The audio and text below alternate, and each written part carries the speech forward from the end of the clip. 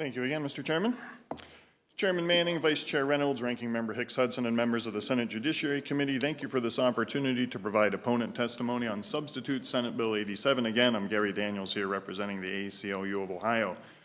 The ACLU of Ohio believes the General Assembly is correct to be concerned about anti-Semitism and increased examples of it in and outside Ohio. Of course, no one should be targeted for mistreatment, discrimination, hatred, or violence because of their religious beliefs, among other characteristics. However, we also reject any attempt to chill, limit, and outlaw constitutionally protected free speech, even speech we, you, and others may find abhorrent. SB 87 is a bill to expand Ohio's laws in two areas. First, it applies to Ohio's current anti-discrimination laws. Second, it applies to Ohio's current ethnic intimidation laws. SB 87 then adopts a definition of anti-Semitism to be used for these various investigatory and enforcement purposes of anti-discrimination and ethnic intimidation laws. The as-introduced version of SB 87 required that definition be identical to the one developed and endorsed by the International Holocaust Remembrance Alliance. SB 87 now offers its own definition, tweaked and very similar to the IHR version, but with the same constitutional infirmities. And I have that cut and pasted there in my testimony and won't recite it for the purposes of time. Indeed, that definition listed would encompass numerous types of behavior, conduct, and speech that otherwise is constitutionally protected. But the current version of SB 87 goes even farther down the path of outlawing various speech and conduct by adopting an also tweaked version of the IHRA's so-called contemporary examples of anti-Semitism. I won't read the list here, but this includes Holocaust denial, accusing Jewish people of being part of a worldwide conspiracy, exaggerating certain things about the Holocaust and Jewish genocide, a bunch of things that essentially amount to hatred of Jews and also Israel, because it also prevents various types of criticism of the state of Israel. In recognition of the free speech concerns, perhaps, previously voiced on past bills like this, SB 87 offers two clarifications. One makes things even worse. The other, we argue, is irrelevant. First, SB 87 states the definition of anti-Semitism in the section does not include criticism of the state of Israel similar to criticism leveled against any other country. If this new language is meant to quell concerns about the aforementioned contemporary example language that reads, applying double standards by requiring of Israel a behavior not expected or demanded of any other democratic nation, it does not. Indeed, it can be interpreted as making explicitly clear all expectations, demands, and criticism leveled at Israel are illegal under SB 87 unless those same exceptions, demands, and criticism are also leveled at one or more other countries. To move on here and for the sake of time, to be clear under this language, even mere criticism of Israel for any and all reasons, political, economic, cultural, are illegal under SB 87 as relevant to anti-discrimination and ethnic intimidation laws if Israel is the only nation experiencing such criticism from those offering it. Finally, to wrap this up off of the written testimony here, there's also language here that says this should be not be construed as violating the free speech guarantees of the First Amendment and the Ohio Constitution. That itself is flawed. Number one, you have proponents and supporters of this bill arguing that much of this speech and conduct is not protected by the First Amendment.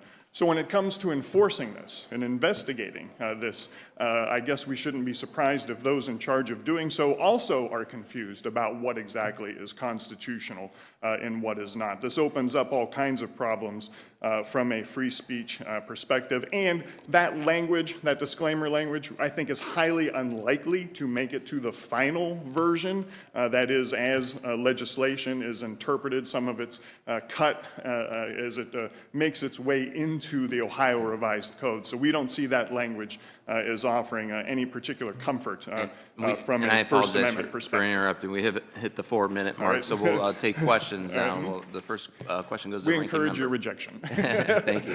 First question goes to the ranking member. Thank you, Mr. Chair, and thank you for your testimony. I just, I heard what you said. I read what you said. Can you just say in plain, non-legalese, what the crux of your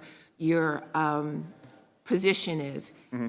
Is it that the language as written is not constitutional. Is that simply what you're saying? Through the chair to the ranking member, yes. It is Wow. constitutionally protected free speech to hate other people for essentially any reason whatsoever. That is unfortunate from a general society and cultural perspective, of course, but you are absolutely free under the First Amendment to say bad things and horrible things about people because of their religion and their race and their sex and their gender and all kinds of other things. This is well-established Supreme Court precedent across many cases. But SB 87 says that much of this stuff, Holocaust denial, allegations of a worldwide conspiracy, even criticism of Israel itself, is not going to be protected by the First Amendment here in Ohio, at least as it applies to our anti-discrimination laws and our ethnic intimidation laws. So we see this as just a huge First Amendment problem. And then, thank you, Mr. Chair. Through the chair, second question is, so we're talking about speech. The bill, I think, also talks about action. So, and I think that action is predicated on the speech. What's your reaction to that? Through the chair to the ranking member, in past hearings of bills of this type, proponents of the bill have brought up, well, this impacts speech, not conduct. But those two things are really, you can't separate those two types of things. There's a lot of conduct out there that is not like spoken word speech, still totally protected by the First Amendment. Burning a U.S. flag or a flag of another country, constitutionally protected free speech under almost all circumstances. A labor strike, that's conduct, constitutionally protected. There's a wide variety of things that might not be somebody saying something, but is still conduct fully protected by the First Amendment, at least under most circumstances. Next question goes to Senator Controna. The chair to the witness. If I were to go into a theater and yell that it's on fire and it's not, is that protected? Through the chair to Senator Controna, under most circumstances, I would say it is not. I don't think that particular example is relevant to what is going on here. There's a Supreme Court case right out of here in Ohio from 1969, Brandenburg versus the state of Ohio, to give you an idea of how protective the First Amendment is of this type of stuff.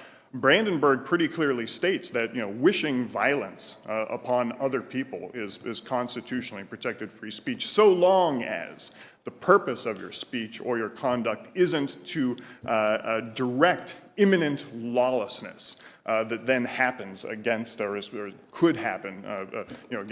Legal is always, it depends is the answer to any legal question, of course, as I think you all know. But again, it stands for the overall purpose that, if you were to stand here and say, death to, Michigan football fans, that's constitutionally protected free speech, as well as directed towards anybody else. Now, you can start to go down the road there when you're talking about particular types of conduct. If I've got a bunch of people here who are all worked up, don't like any of you, they're ready to pounce on you and tear you apart, and I want them to do that, and I say words and I do things, and they do it and they rush you, and it's later determined that, yeah, they were worked up by me, it was my words and my actions that got them all worked up to attack you. Nobody should be surprised if a court says that's not protected free speech, much like the fire in a crowded theater example that you offer. But otherwise, I think for a lot of people, the amount of speech and conduct that the First Amendment protects, no matter how hateful, that is still, again, good, solid constitutional law as far as the courts are concerned.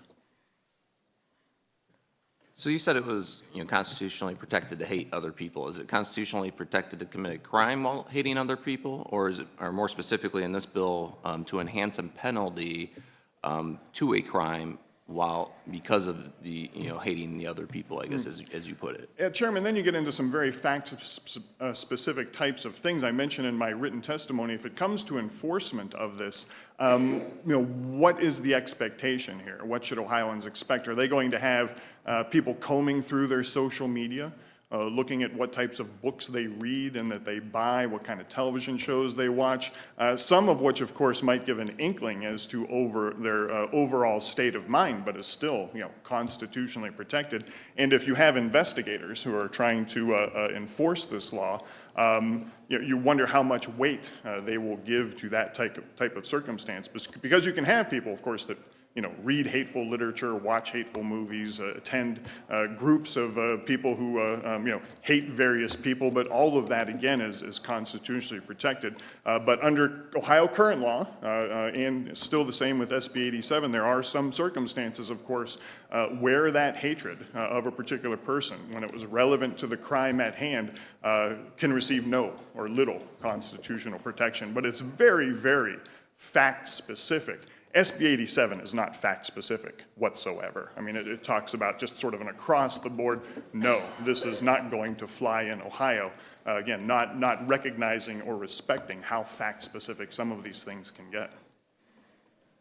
And I know a lot of people are kind of, this bill does two different things. There's a definitional aspect that, at least in my opinion, is very clearly does not apply to the criminal aspect. So the criminal part of the bill is not specific to one religion or another. So, I mean, do you think the definition affects that criminal section? Because I certainly, as I read it, it does not. You're saying the definition of anti-Semitism only applying to the anti-discrimination law part and not the riot, aggravated riot part? Exactly, Mr. Chairman, I'd have to go back and look with that degree of specificity in that regard, and I can get back to the committee on that. But whether it applies to one or both, the problems, remain the same, whether it is for one or both. That is, again, the expansive list of things that people would not be permitted to say or voice or what have you, that is, again, right now enjoys full constitutional protection. See no further questions. Thank you for your testimony.